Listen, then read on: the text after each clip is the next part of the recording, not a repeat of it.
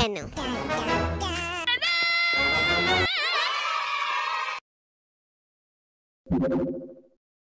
The ingredients are chocolate syrup, ice, and 2 avocados, a cup of milk, syrup.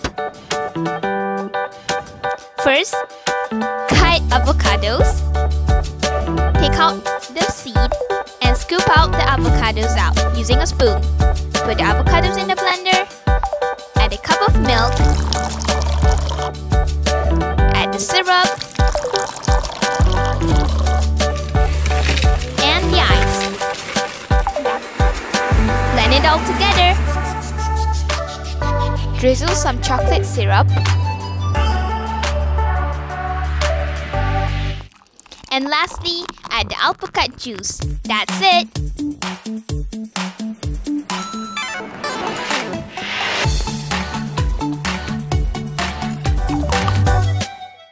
Take a break and enjoy! Thanks for watching. Don't forget to like and subscribe.